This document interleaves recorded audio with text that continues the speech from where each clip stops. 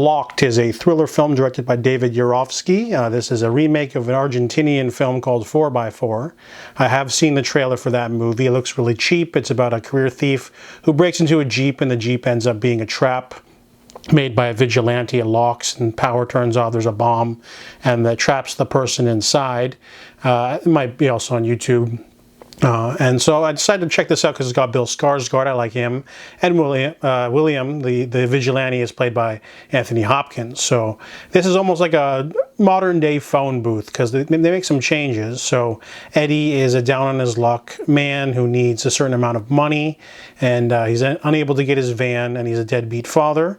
However, he decides to break into a nice SUV vehicle parked in a bad part of town. However, it ends up being a sort of smart car that's rigged to trap whoever tries to do anything inside by William, a very wealthy, vicious vigilante. And we only mostly hear his voice for most of the film.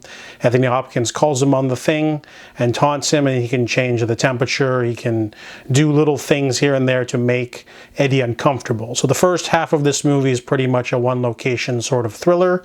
Kind of doesn't go anywhere, really. You get a little bit of why William's doing this. You get plenty of backstory for Eddie and the sort of situation he's in. However, then the car can drive on its own, and then the movie becomes a lot more interesting, a way better thriller, obviously a bigger budget than the original Argentinian film, but this movie definitely escalates and gets better in the second half, which I really liked.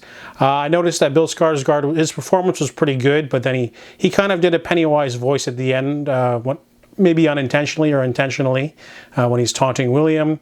And, you know, Anthony Hopkins is a cheap sort of simple thriller. He can just flex and be a villain for a little bit. It's nothing too cerebral, but it's very enjoyable, very pulpy.